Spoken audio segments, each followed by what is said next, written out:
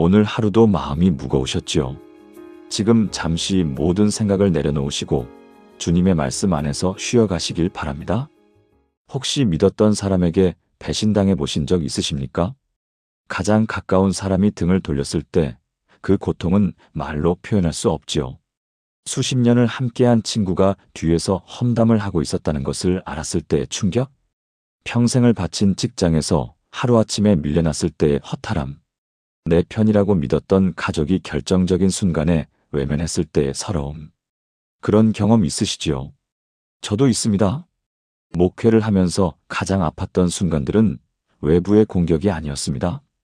가장 가깝다고 생각했던 사람들로부터 온 상처였습니다. 밤새 기도해주고 눈물로 함께했던 분이 어느 날 갑자기 떠나실 때, 이유도 모른 채 비난의 대상이 되었을 때, 그때마다 저는 예수님을 생각했습니다. 예수님도 그 고통을 아시기 때문입니다.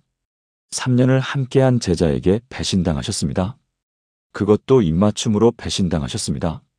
사랑의 표현이 배신의 신호가 된 것입니다. 얼마나 가슴이 찢어지셨을까요? 우리는 그 배신자의 이름을 압니다. 가룟 유다. 2000년 동안 그 이름은 배신의 대명사가 되었습니다. 서양에서는 아이에게 유다라는 이름을 붙이지 않습니다. 유다의 키스라는 표현은 거짓된 친밀함을 뜻하는 관용어가 되었습니다. 교회 역사에서 유다는 늘 악인의 자리에 있었습니다. 중세 그림에서 유다는 항상 어둡게 그려졌습니다. 다른 제자들은 머리에 후광이 있는데 유다만 없습니다. 누런 옷을 입고 있거나 얼굴이 일그러져 있습니다. 단테의 신곡에서 유다는 지옥의 가장 깊은 곳에 있습니다. 사탄의 입에 물려 영원히 씹히고 있는 존재로 묘사됩니다. 우리도 유다를 그렇게 배웠습니다. 탐욕스러운 자, 처음부터 악했던 자, 돈에 눈이 멀어 주님을 판 자, 그렇게 단순하게 정리하고 넘어갔습니다.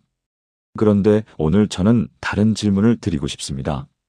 유다의 마음속에서는 무슨 일이 일어나고 있었을까요? 그는 왜 예수님을 따랐을까요? 3년 동안 기적을 보고 말씀을 들으면서 무슨 생각을 했을까요? 배신의 그 순간 그의 마음은 어떤 상태였을까요? 왜 은 30을 돌려주려 했을까요? 왜 후회한다고 말했을까요? 왜 용서를 구하지 않고 스스로 목숨을 끊었을까요? 성경을 자세히 읽어보면 유다의 이야기는 단순하지 않습니다. 오히려 소름 끼치도록 복잡하고 비극적입니다. 그리고 무섭게도 우리 자신의 모습이 보입니다. 유다를 단순한 악인으로 치부해버리면 우리는 중요한 교훈을 놓칩니다. 그의 이야기 속에 우리를 향한 경고가 있습니다. 그의 비극 속에 우리가 피해야 할 함정이 있습니다. 오늘 저는 유다의 진짜 이야기를 들려드리려 합니다. 성경이 기록한 그대로 숨겨진 단서들을 따라가 보겠습니다. 2000년 동안 오해받은 이 인물을 다시 보겠습니다. 미워하기 위해서가 아닙니다. 배우기 위해서입니다. 유다의 실패에서 우리는 무엇을 배울 수 있을까요? 그의 비극이 우리에게 주는 7가지 교훈을 함께 나누겠습니다. 많은 분들이 유다를 처음부터 악한 사람으로 생각하십니다. 예수님 곁에 숨어든 스파이처럼 여기시는 분도 있습니다. 하지만 성경은 다르게 기록하고 있습니다. 누가복음 6장 12절에서 13절을 보시겠습니다. 이때에 예수께서 기도하시러 산으로 가사 밤이 새도록 하나님께 기도하시고 밝음에 그 제자들을 부르사 그 중에서 12를 택하여 사도라 칭하셨으니, 예수님은 제자들을 부르시기 전에 밤새 기도하셨습니다. 아무렇게나 선택하신 것이 아닙니다. 하나님 아버지께 간구하시며 신중하게 선택하셨습니다. 그리고 12명을 택하셨습니다. 유다도 그 12명 중 한 사람이었습니다. 밤새 기도하신 후에 선택된 사람이었습니다. 이것이 무슨 의미인지 아시겠습니까? 유다는 예수님께 직접 부름받은 사람입니다. 거리에서 우연히 따라온 사람이 아닙니다. 예수님이 찾아가셔서 나를 따르라고 말씀하신 사람입니다. 베드로가 부름받은 것처럼 유다도 부름받았습니다. 요한이 선택된 것처럼 유다도 선택되었습니다. 처음부터 다른 제자들과 구별된 악인이 아니었습니다. 똑같이 부름받고 똑같이 따랐습니다. 더 놀라운 사실이 있습니다. 유다는 12제자 중에서 특별한 직책을 맡았습니다. 요한복음 12장 6절을 보시겠습니다. 이렇게 말함은 가난한 자들을 생각함이 아니요 그는 도둑이라 돈괴를 맡고 거기 넣는 것을 훔쳐가미러라. 유다가 돈괴를 맡았다고 했습니다. 이 말씀을 보면 유다가 도둑이었다는 것만 눈에 들어옵니다. 그런데 다른 측면을 보셔야 합니다. 왜 유다가 돈괴를 맡게 되었을까요? 12명 중에 왜 하필 유다였을까요? 당시 제자 공동체에서 돈 관리는 중요한 일이었습니다. 여러 지역을 다니며 사역하려면 재정이 필요했습니다. 숙소비, 식비, 가난한 자들을 위한 구제비가 필요했습니다. 이 돈을 관리하는 것은 신뢰가 있어야 가능한 일입니다. 아무에게나 맡기지 않습니다. 유다가 돈괴를 맡았다는 것은 그가 신뢰받는 위치에 있었다는 뜻입니다. 아마도 그는 똑똑했을 겁니다. 계산에 밝고 실무 능력이 있었을 겁니다. 다른 제자들은 어부 출신이 많았습니다. 베드로, 안드레, 야고보, 요한 모두 갈릴리 어부였습니다. 그들은 그물을 던지고 고기를 잡는 데는 능숙했지만 회계에는 익숙하지 않았을 겁니다. 유다는 달랐던 것 같습니다. 그의 이름 가룟 유다에서 가룟은 지명입니다. 이스가리옷, 가리옷 사람이라는 뜻입니다. 가리옷은 유대 지방의 마을입니다. 다른 제자들은 대부분 갈릴리 출신이었습니다. 유다만 유대 출신이었습니다. 갈릴리는 시골 지역이었고 유대는 예루살렘이 있는 중심지였습니다. 유다는 아마도 다른 제자들보다 교육 수준이 높았을 수 있습니다. 세상 물정에 밝았을 수 있습니다. 그래서 재정 관리를 맡게 된 것일 수 있습니다. 여기서 우리는 첫 번째 교훈을 얻습니다. 부름받았다고 해서 안전한 것이 아닙니다. 은사가 있다고 해서 구원이 보장되는 것이 아닙니다. 유다는 분명히 부름받았습니다. 유다는 분명히 능력이 있었습니다. 유다는 신뢰받는 위치에 있었습니다. 그런데도 넘어졌습니다. 오히려 그 위치가 시험이 되었습니다. 돈을 가까이 하다 보니 돈의 마음을 빼앗겼습니다. 신뢰받는 위치에 있다 보니 교만해졌을 수 있습니다. 우리도 마찬가지입니다. 하나님께 부름받은 것은 축복입니다. 교회에서 직분을 맡은 것은 영광입니다. 그러나 그것이 끝이 아닙니다. 부름받은 후에 어떻게 사느냐가 중요합니다. 직분을 맡은 후에 어떤 마음을 품느냐가 중요합니다. 유다는 좋은 출발을 했습니다. 그러나 끝이 좋지 않았습니다. 선택받은 것에 안주하면 안 됩니다. 끝까지 깨어 있어야 합니다. 끝까지 주님만 바라보아야 합니다. 두 번째, 유다는 예수님과 함께 기적을 행했습니다. 유다가 단순히 따라다니기만 했다고 생각하시면 안 됩니다. 그는 다른 제자들과 함께 사역에 동참했습니다. 마태복음 10장 1절을 보시겠습니다. 예수께서 그의 12제자를 부르사 더러운 귀신을 쫓아내며 모든 병과 모든 약한 것을 고치는 권능을 주시니라. 예수님이 12제자에게 권능을 주셨습니다. 귀신을 쫓아내는 권능입니다. 병을 고치는 권능입니다. 12제자에게 주셨습니다. 유다도 12제자 중 하나였습니다. 유다도 이 권능을 받았습니다. 마태복음 10장 5절에서 8절을 보시겠습니다. 예수께서 이 12를 내보내시며 명하여 이르시되 이방인의 길로도 가지 말고 사마리아인의 고을에도 들어가지 말고 오히려 이스라엘 집에 잃어버린 양에게로 가라가면서 전파하여 말하되 천국이 가까이 왔다 하고 병든 자를 고치며 죽은 자를 살리며 나병한 자를 깨끗하게 하며 귀신을 쫓아내되 거저받았으니 거저주라. 12를 내보내셨습니다. 유다도 포함된 12입니다. 유다도 나가서 천국이 가까이 왔다고 전파했습니다. 유다도 병든 자를 고쳤습니다. 유다도 귀신을 쫓아냈습니다. 이것을 상상해 보십시오. 유다가 예수님의 이름으로 기도했습니다. 앞에 있던 병자가 일어났습니다. 귀신 들린 사람이 자유케 되었습니다. 사람들이 환호하고 하나님을 찬양했습니다. 유다도 그 현장에 있었습니다. 유다의 손을 통해 기적이 일어났습니다. 그런데도 그는 나중에 배신합니다. 이것이 얼마나 무서운 일인지 아시겠습니까? 기적을 체험했다고 해서 믿음이 보장되는 것이 아닙니다. 능력을 행했다고 해서 구원받은 것이 아닙니다. 마태복음 7장 22절에서 23절에 예수님의 말씀이 있습니다.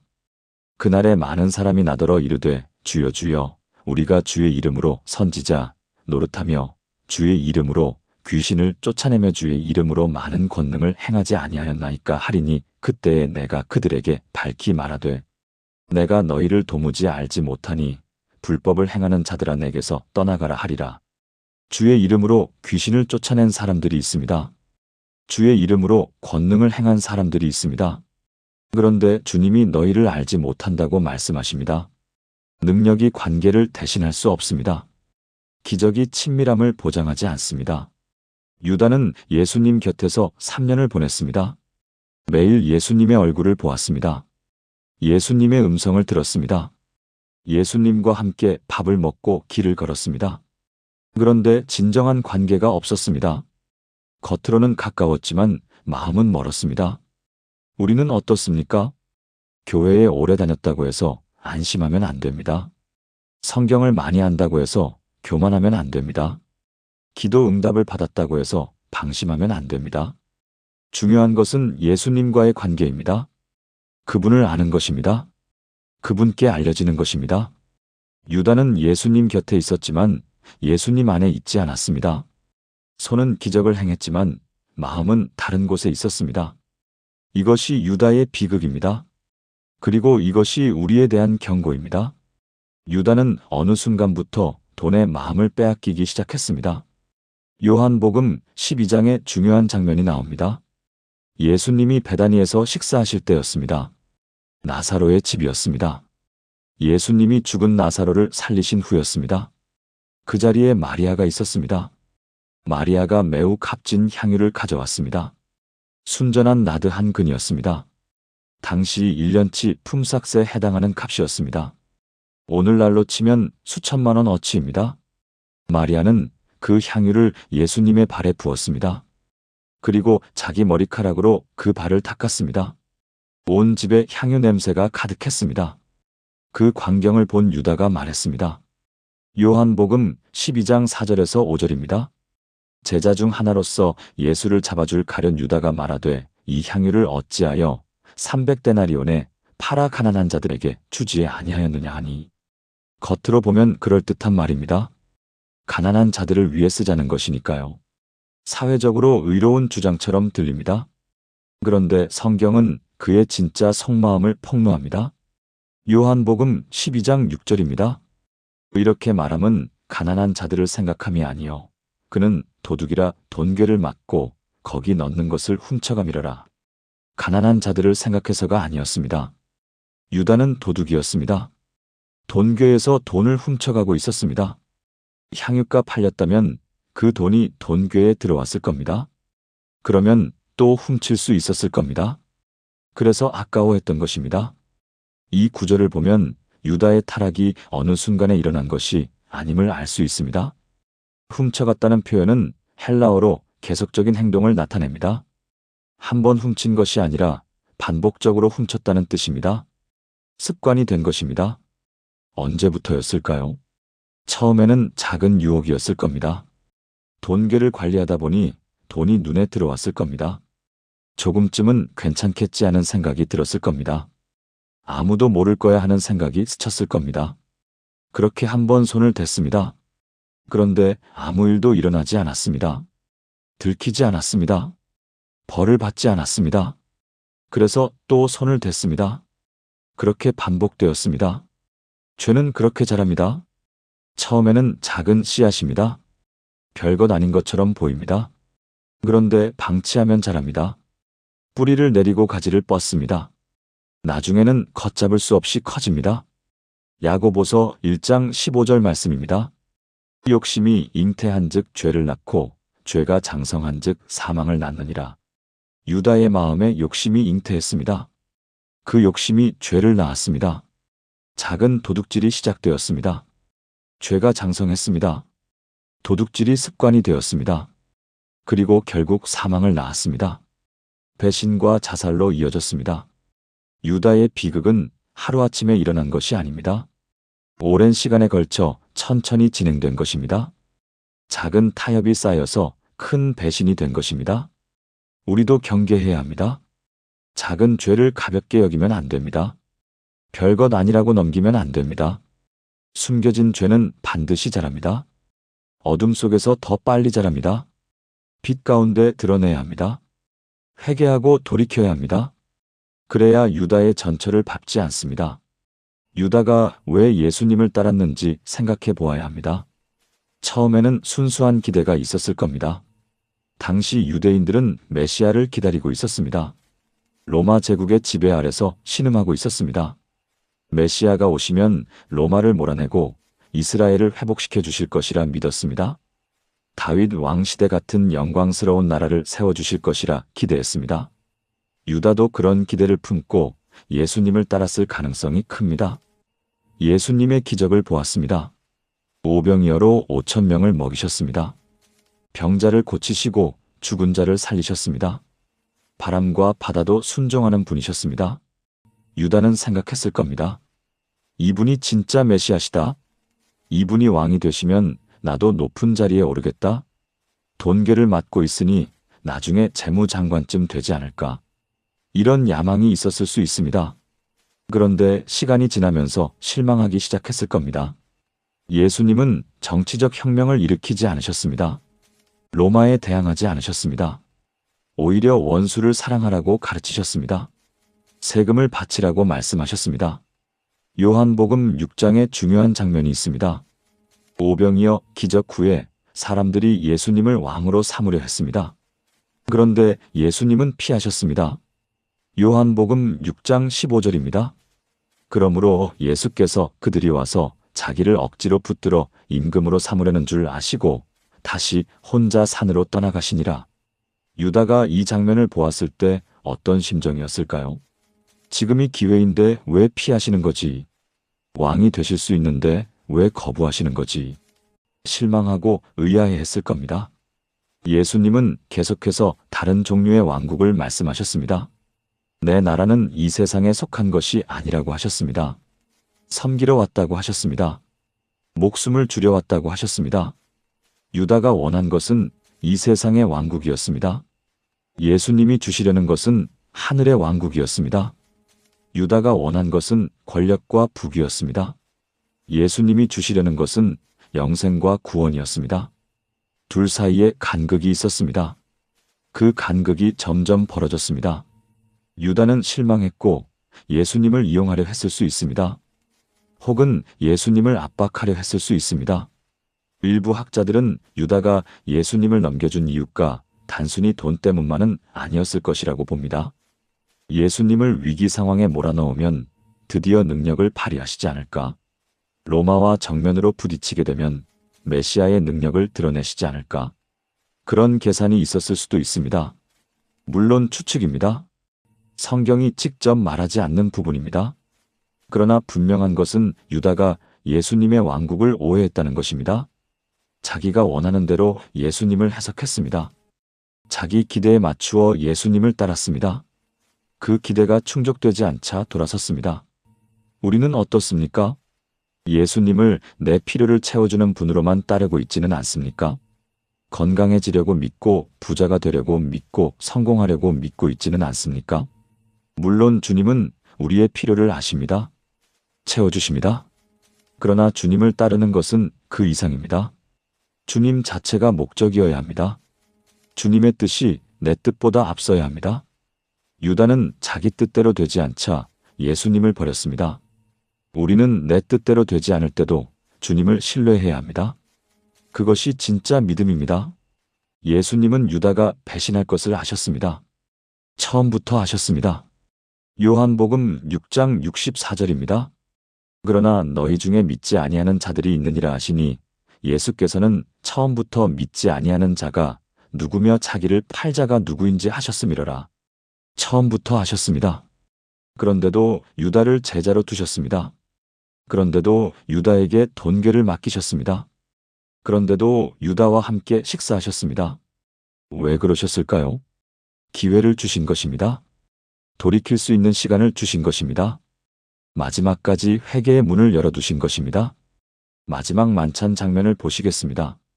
요한복음 13장에 기록되어 있습니다. 예수님이 제자들의 발을 씻기셨습니다. 주님이 종의 일을 하신 것입니다. 유다의 발도 씻기셨습니다. 배신할 자의 발도 씻기셨습니다. 무릎을 꿇고 그 더러운 발을 닦으셨습니다. 이것이 무슨 사랑입니까? 이것이 무슨 은혜입니까? 예수님은 유다를 포기하지 않으셨습니다. 발을 씻기시면서도 기회를 주셨습니다. 내 마음을 돌이키라고 행동으로 말씀하신 것입니다. 식사 중에 예수님이 말씀하셨습니다. 요한복음 13장 21절입니다. 예수께서 이 말씀을 하시고 심령이 괴로우사 증언하여 이르시되 내가 진실로 진실로 너희에게 이르노니 너희 중 하나가 나를 팔리라 하시니 심령이 괴로우셨습니다.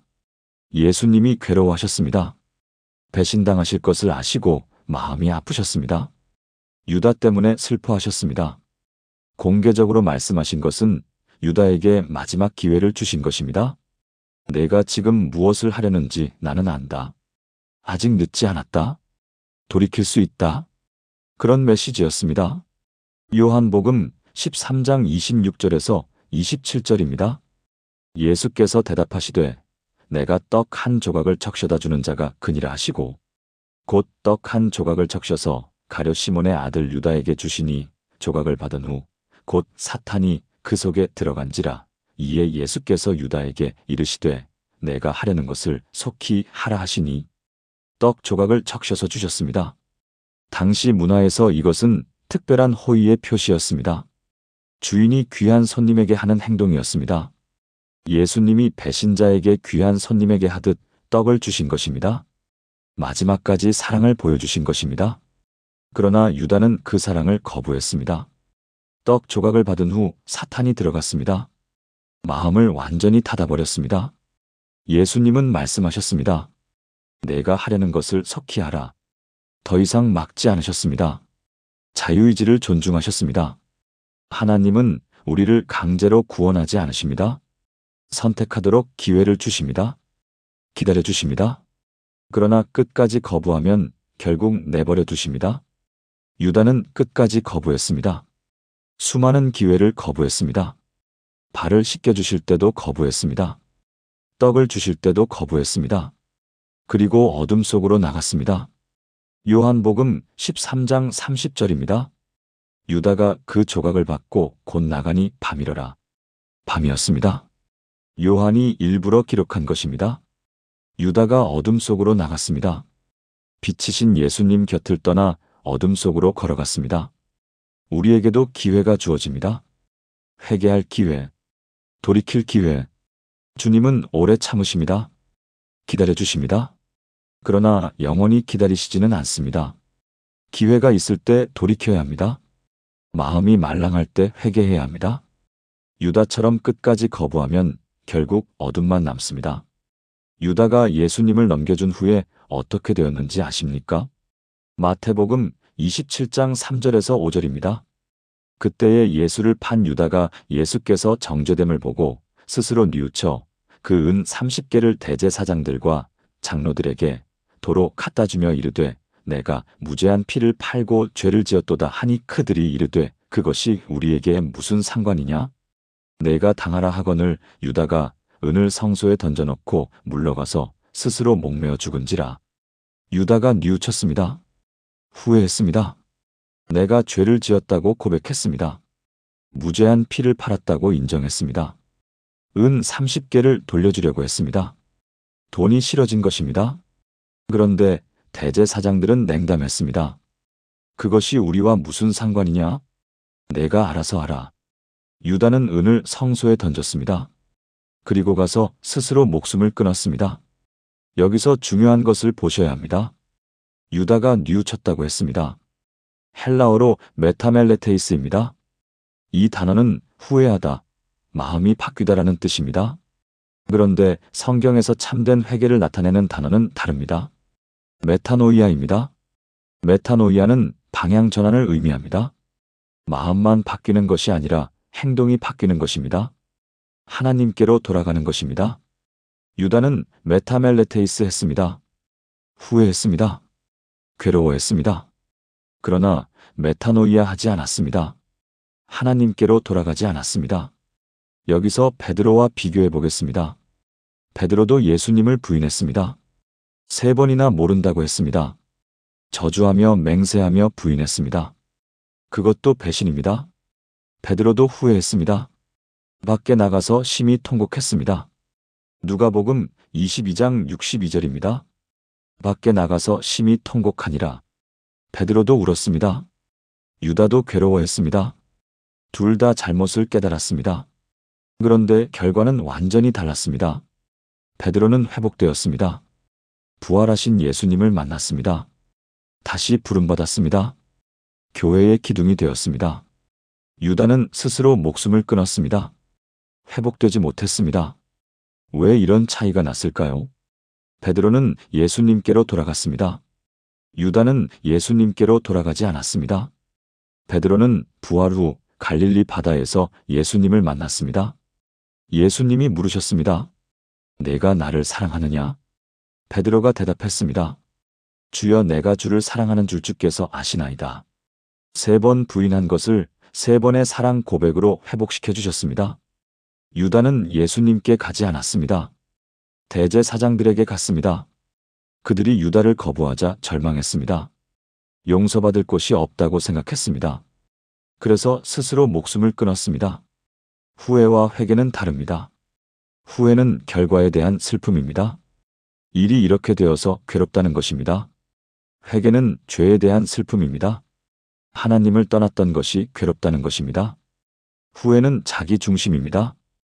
회개는 하나님 중심입니다. 후회는 절망으로 끝날 수 있습니다. 회개는 회복으로 이어집니다. 유다는 후회했지만 회개하지 않았습니다. 예수님께로 돌아가지 않았습니다. 그래서 비극으로 끝났습니다. 우리는 어떻습니까? 죄를 지었을 때 어디로 갑니까? 숨으려 합니까? 절망에 빠집니까? 스스로를 정죄합니까? 아닙니다.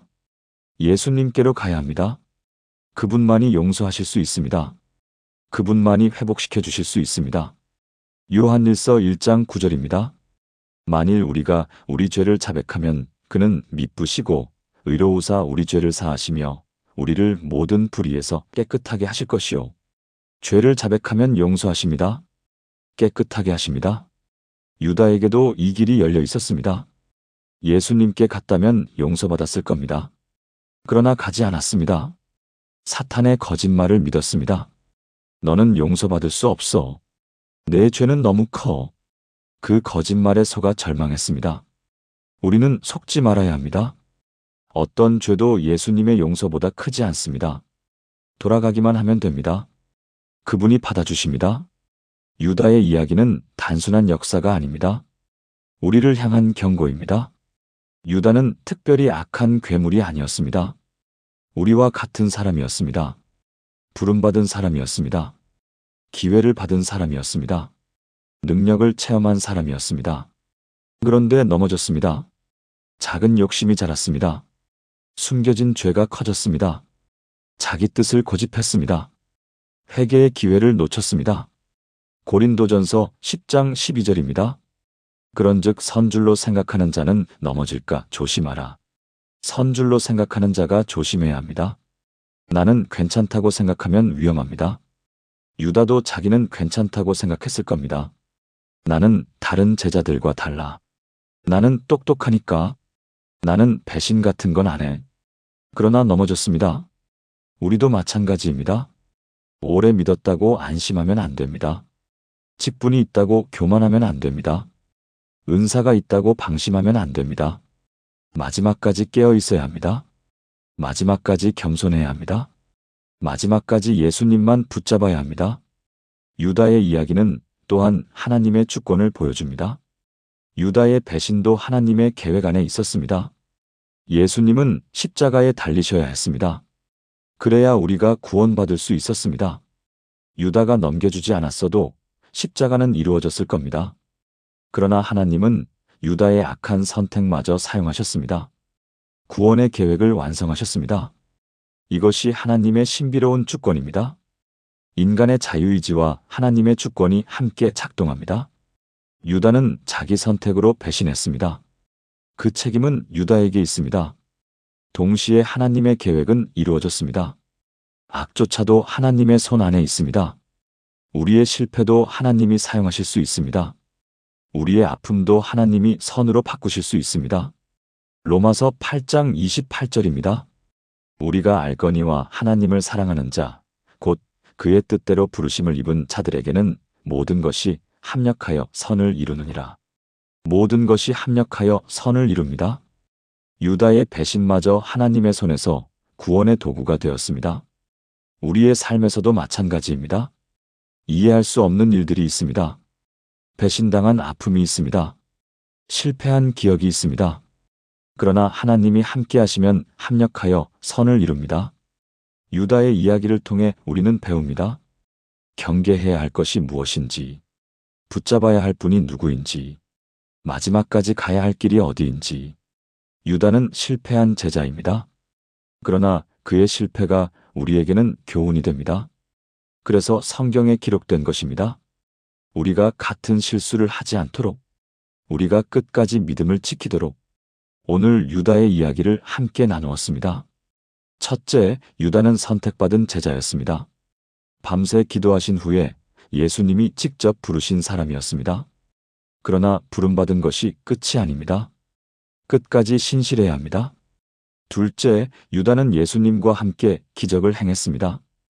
귀신을 쫓고 병자를 고치는 능력을 받았습니다. 그러나 능력이 관계를 대신할 수 없습니다. 예수님과의 친밀함이 중요합니다. 셋째, 유다의 마음에 탐욕이 자라났습니다. 작은 도둑질이 습관이 되었습니다. 작은 죄를 방치하면 큰 죄로 자랍니다. 빛 가운데 드러내고 회개해야 합니다. 넷째, 유다는 예수님의 왕국을 오해했습니다. 자기가 원하는 메시아상을 가지고 있었습니다. 기대대로 되지 않자 실망했습니다. 예수님 자체가 목적이어야 합니다. 다섯째, 유다는 마지막까지 기회를 받았습니다. 발을 씻기시고 떡을 주시며 기회를 주셨습니다. 그러나 유다는 거부했습니다. 기회가 있을 때 돌이켜야 합니다. 여섯째, 유다의 후회는 회개가 아니었습니다. 괴로워했지만 예수님께로 돌아가지 않았습니다. 후회와 회개는 다릅니다. 예수님께로 가야 합니다. 일곱째, 유다의 이야기는 우리에게 경고입니다. 선줄로 생각하는 자가 조심해야 합니다. 끝까지 깨어 있어야 합니다. 사랑하는 성도님들, 유다를 미워하기는 쉽습니다. 그를 정죄하기는 쉽습니다. 그러나 유다의 모습이 우리 안에도 있다는 것을 인정해야 합니다. 예수님 곁에 있으면서도 마음은 딴 곳에 있을 때가 있습니다. 작은 욕심을 품을 때가 있습니다. 내 뜻대로 되기를 바랄 때가 있습니다. 회개하지 않고 숨으려 할 때가 있습니다. 유다와 우리의 차이는 무엇입니까? 예수님께로 돌아가느냐, 돌아가지 않느냐입니다. 베드로도 넘어졌습니다. 그러나 돌아왔습니다. 회복되었습니다. 유다는 돌아가지 않았습니다. 그래서 비극으로 끝났습니다. 오늘 이 말씀을 들으시는 여러분, 혹시 지금 죄책감에 짓눌려 계십니까? 너무 멀리 왔다고 생각하십니까? 용서받을 수 없다고 절망하고 계십니까? 아닙니다. 예수님께로 돌아가십시오. 그분이 받아주십니다. 그분이 용서하십니다. 그분이 회복시켜 주십니다. 유다의 비극이 여러분의 이야기가 되지 않기를 바랍니다. 베드로의 회복이 여러분의 이야기가 되기를 바랍니다. 지금 바로 예수님께로 돌아가십시오. 늦지 않았습니다. 오늘 말씀이 은혜가 되셨다면 댓글로 나눠주세요. 여러분의 신앙 이야기도 듣고 싶습니다. 주님 안에서 서로 격려하며 함께 가기를 원합니다. 구독과 좋아요는 더 좋은 말씀을 전하는 힘이 됩니다. 사랑하는 성도님들, 하나님의 크신 은혜가 여러분의 가정에 넘치시기를 기도합니다. 예수님의 사랑 안에서 늘 평안하시고 기쁨이 충만하시기를 축복합니다. 끝까지 믿음을 지키시는 여러분이 되시기를 주님의 이름으로 축복합니다. 샬롬.